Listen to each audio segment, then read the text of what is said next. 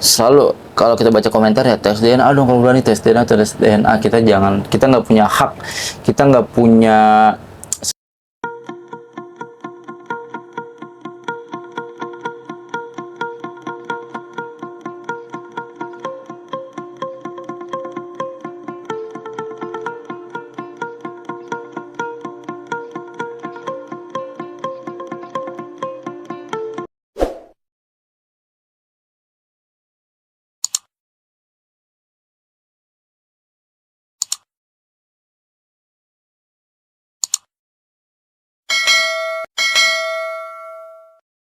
Bismillahirrahmanirrahim. Assalamualaikum warahmatullahi wabarakatuh. Jujur, video ini dibuat berdasarkan keresahan hati, dikarenakan saat ini kita sebagai umat muslim sedang ada di antara dua golongan. Golongan pertama yaitu golongan yang mengatasnamakan daripada keturunan Wali Songo atau ulama Nusantara, dan golongan lainnya atau golongan kedua para zuriat, para habaib, para ba'alawi disebutnya oleh tim daripada ulama Nusantara. Ini menjadi keresahan bukan hanya diri saya, tapi juga masyarakat Indonesia, masyarakat muslim Indonesia khususnya, menjadi perbincangan, menjadi sesuatu isu yang sangat mengkhawatirkan ke depannya. Kenapa? Karena adanya perbedaan pandangan yang dapat menyebabkan perpecahan antara kubu satu dengan kubu yang lainnya. Di sini saya ambil kesimpulan bahwasanya saya pernah, atau di video saya ada bagian yang ketika saya berziarah ke makam-makam keramat yang ada di Jakarta khususnya, dan baru terjadi di bulan Syawal kemarin setelah Lebaran. Saya upload videonya, ada yang berkomentar bahwa ini adalah bisnis daripada Ba'alawi. Jujur pada saat itu saya tidak mengerti apa yang dimaksud Ba'alawi itu. Jujur, habaib itu keturunan dari sana-sana ke atas-atas itu sampai dengan Ba'alawi itu saya nggak tahu. Jujur saya nggak tahu sampai situ. Saya tahu habaib itu keturunan daripada baginda Nabi Muhammad Shallallahu Alaihi Wasallam, zuriyatul Rasul. Jadi keturunan daripada Nabi Muhammad, keturunan daripada Rasulullah Shallallahu Alaihi Wasallam. Itu hanya itu yang saya ketahui, tanpa saya tahu bin Muhajir, Ba'alawi, Ahmad bin Isya dan sebagainya. Itu saya kurang paham, dan saya menjadi paham ketika ada satu buah golongan yang mengatakan bahwa habaib ini Ba'alawi, keturunan dari Yaman. Beliau ini bukan keturunan daripada Rasulullah SAW, terputus garisnya. Itu yang disampaikan oleh para ulama Nusantara yang mengatasnamakan ulama Nusantara. Namun di sini yang perlu digarisbawahi, ketika saya berziarah, yang ya masih di video yang sama, mereka mengatakan cintai bang ulama-ulama Nusantara.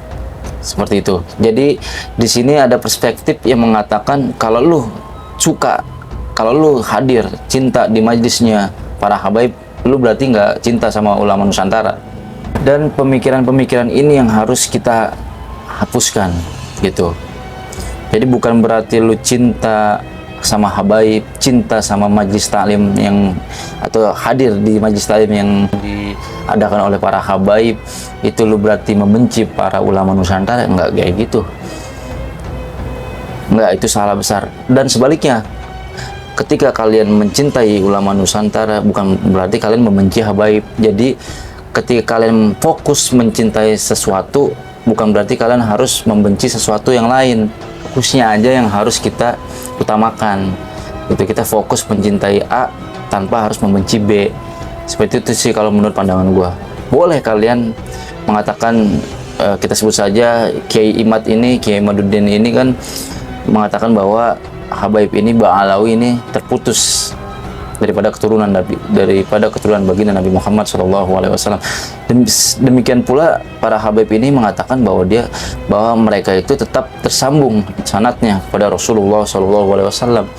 Nah, kita boleh berbeda pandangan gitu, tapi kita tidak boleh membenci secara keseluruhan gitu. Mungkin ada beberapa oknum yang dari habaib atau beberapa oknum dari ulama Nusantara, kita jadi menyebutkan ulama Nusantara yang ya mencintai atau fanatisme kepada salah satu ulamanya, dan kita tidak perlu membenci yang lain yang tidak sependapat, tidak sepaham sama kita gitu. Itu yang membuat saya ya resah gitu. Kedepannya ini gimana ya? Ini dibahayakan, akan ada perpecahan antara umat, perpecahan antara sama-sama umat muslim gitu. Nah, ini yang harus diluruskan.